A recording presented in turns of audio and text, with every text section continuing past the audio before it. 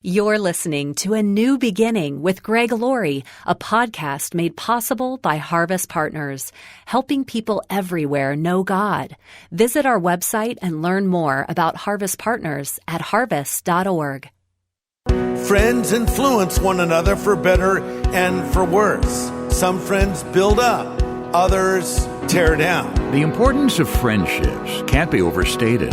And today, Pastor Greg Laurie says the importance of selecting our friends wisely can't be overstated either. Some people bring joy wherever they go. Others bring joy whenever they go. What kind of friend are you? Because friends really matter.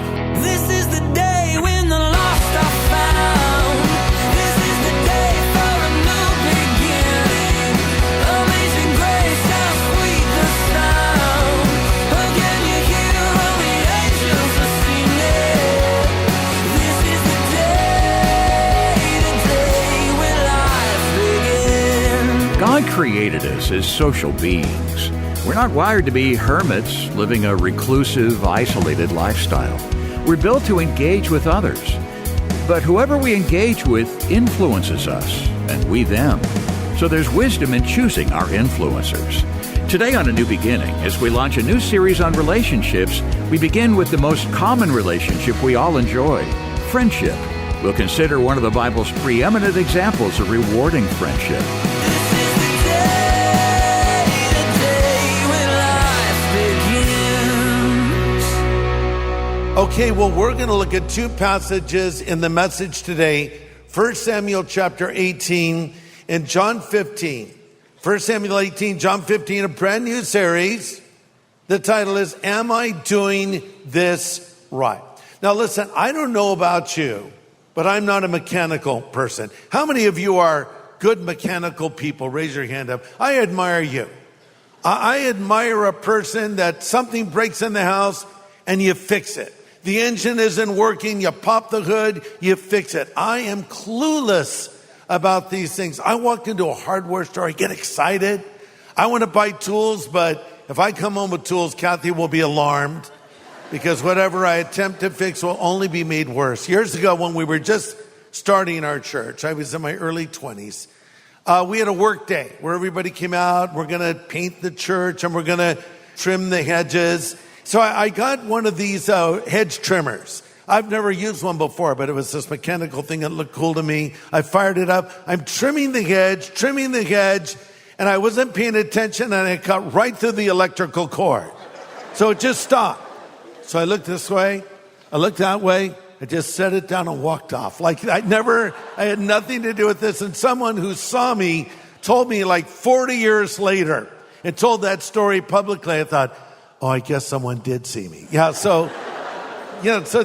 I'm not a mechanical person, but things like that don't matter that much. But there are certain things in life that matter a lot. And we need to do them right.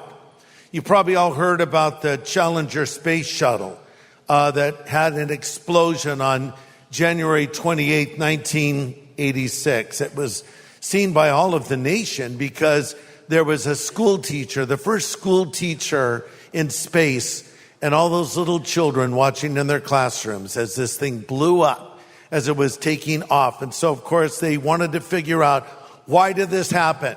And it was determined that the reason this space Challenger blew up was the failure of two rubber O-rings. And you think this incredible device brought down by two little rubber rings. Okay, so now we transition from that and we think about our own lives. Details matter. Doing things right, that matters.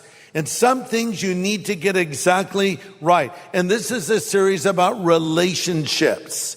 Relationships can be done in the right way and they can be done in the wrong way. The first 17 years of my life, I saw how not to have a relationship as I watched the crazy life of my mother with her marriages and divorces and all the rest. There wasn't a single adult figure I admired in my childhood, for the most part, with a couple of exceptions, my father who adopted me and my grandparents. But by and large, I was looking for someone who was doing it right. And after I came to Christ, I began to meet Christian families and Christian couples, and I learned how God wanted us to do relationships. We're going to talk about everything. We're going to talk about singleness. We're going to talk about marriage. We're going to talk about parenting. But my first message is on the topic of friendship. But before I start talking about that, I would just add this. Every social ill in America today can basically be traced to the breakdown of the American family. Everything, you name it, it connects to the breakdown of the family. A rise of drug addiction, incarceration, girls getting pregnant out of wedlock. You name it, it comes back to the broken home. So families matter. As I've said before, a family can survive without a nation, but a nation cannot survive without the family.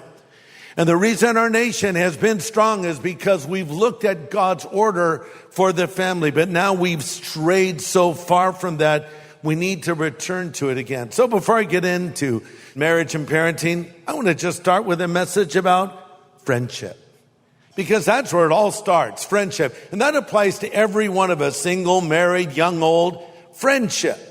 And you know, we have an epidemic of loneliness sweeping our culture today. I think social media has made us far less sociable, don't you think? We've forgotten how to communicate with each other. I read that millennials prefer texting to talking now. You know, and it's crazy. We just don't even know how to interact with each other like we used to. Can you imagine if people behaved in real life like they behave on Twitter? You'd have random people yelling at each other all day long, right? So research has revealed that every 3 out of 5 Americans feel very lonely. One source says, quote, experts have long known that loneliness and isolation have long-ranging effects on the mind and body, ranging from anxiety and depression to vulnerability to illness. Yet they've also found 1 or 2 friendships can dramatically decrease loneliness.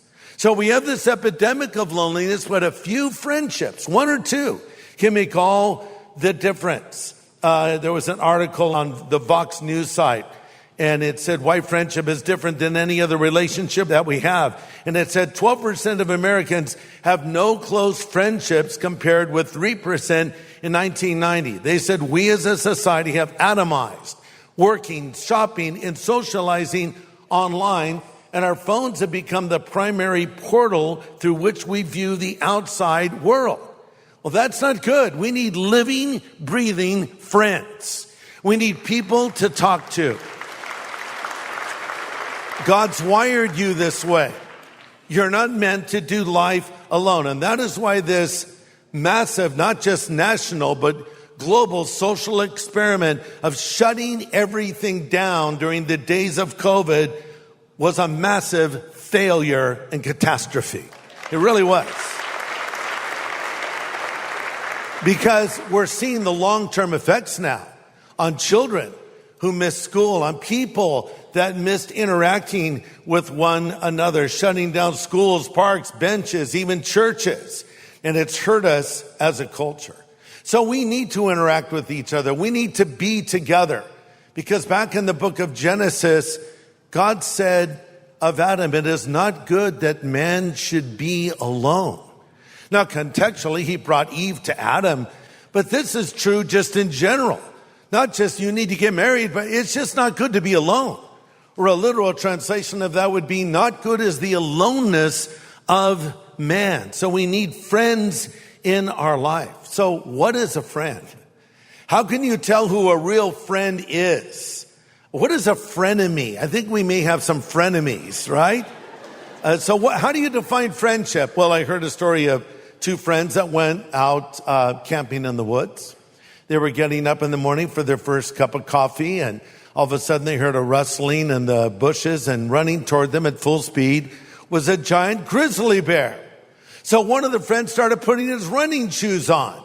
And his buddy said, what are you doing? You don't think you can outrun that bear, do you? And he said, I don't need to outrun the bear. I just need to outrun you.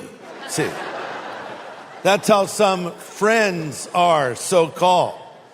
It's been said that a friend walks in when others walk out. So a friendship is when 2 people commit themselves one to another. There is give and take. You can open your heart up. You can do life together. You can share secrets with them, and they'll keep your confidence. And a classic example of friendship is the story of David and Jonathan. Now, we recently did a message on the life of David, but I want to look at one passage, 1 Samuel 18, verses 1 to 3. It says, after David finished talking with Saul, who would be the king, he met Jonathan, the king's son. There was an immediate bond between them, for Jonathan loved David, and Jonathan made a solemn pact with David because he loved him more than he loved himself. I love that. There's no better example of how to have a friendship in the Bible than in the story of David and Jonathan. David, an unknown shepherd boy, meets Jonathan, the prince of Israel, the next in line to become the king. But yet God called David to be the king when the prophet Samuel went to Bethlehem and anointed him. But the verse says, Jonathan loved David as he loved himself. You know, Jesus said, love your neighbor as you love yourself. Sometimes we're taught we need to love ourselves more. We need more self-love. Nonsense. You love yourself already. I don't know that you need to love yourself anymore. The Bible doesn't teach you to love yourself. It teaches you to deny yourself, right? It's just assumed you love yourself. Example, when you look at a picture with a bunch of people and you're in it, who do you look for first? Don't tell me you look for someone else. You look for yourself. I don't want this picture. Don't post it. I look fat or whatever, right? Or let me Photoshop it first. We love ourselves. That's assumed. And so the idea is, can you love a neighbor? Can you love a friend as much as you love yourself? Pastor Greg Laurie will have the second half of his message in just a moment. It's such a blessing to hear from listeners who take time to express their appreciation. Pastor Greg, you're the best. I listen to you every day. Thank you so much for sharing the love of the gospel and helping me have a closer walk with Jesus. How have these daily studies ministered to you and your family? Would you let us know? Tell us your story by emailing Pastor Greg. Send it to greg@harvest.org. Do it today while you're thinking about it. Again, greg@harvest.org. Well, we're exploring the subject of friendship today. And Pastor Greg is taking us to the biblical story of the friendship between David and Jonathan. Let's continue. What an unlikely pair, a shepherd boy becoming friends with a member of the royal family. It reminds me of the friendship of Billy Graham and the Queen of England. And Billy was raised on a dairy farm. He aspired to be a baseball player one day, but the Lord put his hand on young Billy Frank and called him to be a global evangelist and pastor to presidents and, yes, even to kings and queens. And Billy was preaching in England, having a tremendous time. Thousands of people were coming to Christ. It came to the attention of Queen Elizabeth and Prince Philip, and they invited him to Buckingham Palace, and they became friends. And then the Queen invited Billy to preach many times for her privately, and they developed a strong bond. And Billy was asked about this relationship, and all he would say is, well, I found that the Queen is a woman of rare modesty. And he didn't want to talk about it because it was a private matter, but it's clear that he had a dramatic impact on her spiritual life. And the Queen had faith in Jesus Christ and talked about it openly on many occasions. And so now the Queen is standing before the King of Kings. She can lay her crown down before the Lord himself. But a country boy and a member of the royal family, or David the shepherd boy and Jonathan the prince, they become fast friends. Now, David had been called by God, and Jonathan knew this. He could have resented it. How dare you? Because effectively, David was going to take Jonathan's place on the throne. But Jonathan understood that God had called David and supported him. A real friend. Now I'm going to give you some points about friendship if you're taking notes. Number one, we need godly friendships. We need godly friendships. At the first stage of your life, you're shaped mostly by your family. But the rest of your life, you're shaped mostly by your friends. You become like the friends you spend time with. You show me your friends, and I'll show you your future. Friends influence one another for better and for worse. Some friends bring joy. Some friends build up. Others deplete joy and tear down. Some people bring joy wherever they go. Others bring joy whenever they go. Which person are you? Are you the person that lights up the room, or are you the person that shuts the lights down? I've told you about my imaginary characters of Debbie Downer and Bobby Buzzkill. What kind of friend are you? Because friends really matter. Godly friendships really matter. There's an old saying, quote, "Fear that man who fears not God." It's also been said, he is your friend that pushes you closer to God. He is your friend that pushes you closer to God. Let me turn that around. If someone is pulling you away from your relationship with God, they're not your friend. That's not a person you want to spend a lot of time around. Psalm 1 says, "Blessed or happy is the man that does not walk in the counsel of the ungodly, or stand in the way of sinners, or sit in the seat of the scornful, but his delight is in the word of the Lord, and in it does he meditate day and night." But notice this godly man, this happy man, doesn't hang around with non-believers that are going to bring him down. So look for godly people to be your closest friends. Now, having said that, it's good to have friendships with non-believers. I have non-believers that are my friends, and I've maintained that friendship with them over the years. My objective is to influence them. My objective is to hopefully bring them to Christ, and we've seen some of them come. But on the other hand, the close friends, the ones you hang out with the most, these should be godly people. Listen, if your so-called friend has no relationship with the Lord and they're pulling you away from your walk with Jesus, then that can be a bad thing. A good example is Abraham and Isaac. They were related. Abraham was the uncle of Isaac, but they had friction. The guys that worked for them were always fighting. One day, Uncle Abraham said, "Hey, buddy, listen, love you, nephew, but we can't hang out anymore. This is not good for me. And we need to part company." And they did. And sometimes that has to happen.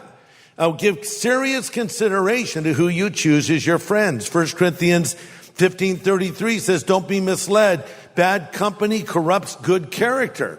2 Timothy 2:22, Paul says, "Flee the evil desires of youth and pursue righteousness, faith, and love, and peace along with those that call on the Lord out of a pure heart." Friends matter. You will influence them. They will influence you. Now listen, you who are single, when you're looking for a potential mate, look for a godly person. Don't even think about becoming romantically involved with someone who does not believe. And it's a good thing to periodically evaluate and reevaluate relationships that you have with people and ask the question, is this person building me up or tearing me down? Is this person a wing on my spiritual race or in my spiritual race, or are they a weight dragging me, slowing me down? How many of you got to see the Jesus Revolution film? Raise your hand. Okay. So I've had a lot of people come up and ask me, did this really happen? And one question I've been asked more than once is, because there's a scene in the film where Greg says to Kathy, if you ever get in the way of my relationship with God, it's over. So people have asked me, did you really say that to Kathy? The answer is, yes, I did. Now, you're saying, well, Greg, you're really a romantic, aren't you? But yeah, I said that. And you know what? Kathy liked it. Because she said, I was tired of guys that I could manipulate. I'm thinking, what? A girl would try to manipulate a guy? It's shocking. Anyway, she liked it, and it worked. I don't know if that's the first thing I would start with when you meet a girl or a guy, but it's a good thing to keep in mind.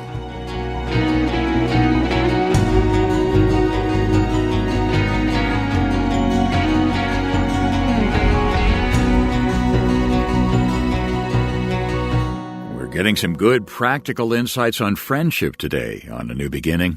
Pastor Greg Laurie has more to come from this message called You've Got a Friend.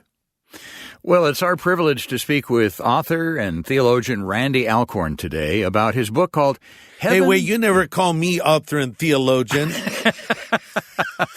Okay, from now on. Do you want me to call you Dr. Greg? No. Randy actually is a theologian. I wouldn't call myself a theologian, but Randy is a theologian. Okay. Well, and Greg, you could introduce him as foremost expert on the Beatles, Alice Cooper, etc. Wow, and that's there you go. Yeah, and the purveyor of many Liverpudlian-type accents. Liverpudlian accents, that's right. I can talk like the Beatles. I can actually do all four of them, but I won't do it now. Well, Randy, we're talking about your book called Heaven for Kids. Many people know that you wrote the big book on heaven, literally the big book on heaven. That's right. The book on Heaven for Kids, let me ask you, what do you think is the most common thing kids misunderstand about heaven?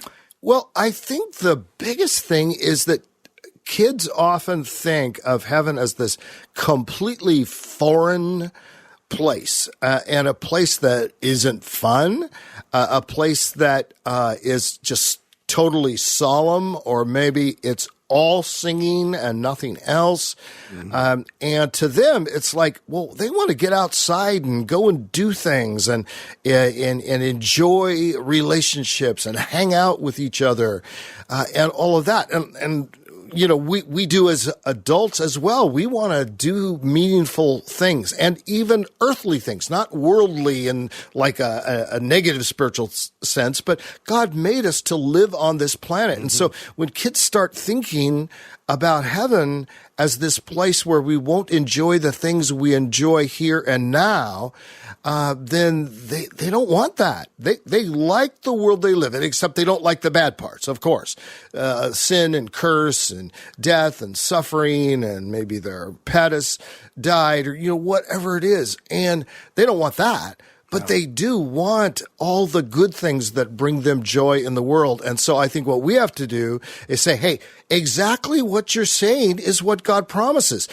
A world, a new earth, and you'll have a new body that will never be sick, and you'll live on a new earth where there'll be no sin or suffering. The earth itself will be Eden magnified. That's what the new earth will be. So Satan didn't derail God's plan and make it like, Satan messed everything up, and God's plan was for righteous humanity to rule the earth to the glory of God, but that now is never going to happen. On the contrary, it's going to happen in greater and more wonderful ways, and we will live on the earth that God made for us forever, but a redeemed version, and we will be a redeemed version of our old selves without the sin, without any desire to sin. We won't sin, and we won't want to sin, and we won't want to sin. Okay. Very true. I love that phrase you used, Randy, Eden magnified. And this is the hope that every believer has who has put their faith in Jesus Christ. And we want to offer a very special book this month for your gift of any size. And the title of the book is Heaven for Kids. But I suspect, Dave, that as the adults are reading this to their kids or grandkids, they might be encouraged themselves because it's full of biblical truth about the afterlife. Yeah, that's true. It's something we all need to know. And parents often face a challenge explaining heaven in a way kids can understand. So let us send you Heaven for Kids by Randy Alcorn. When you partner with us right now to help continue these daily studies, we'd like to send this book to you to say thank you. So get in touch with us today. You can call us anytime 24/7 at 1-800-821-3300. That's 1-800-821-3300. Or write A New Beginning, Box 4000, Riverside, California, 92514. Or just go online to harvest.org. Well, next time, more insights on effective biblical conflict resolution for our friendships from the new series called Am I Doing This Right? Join us here on A New Beginning with pastor and Bible teacher Greg Laurie.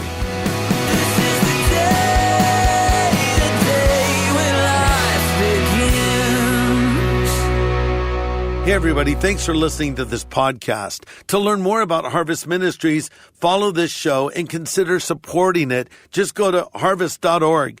And to find out how to know God personally, go to harvest.org and click on Know God.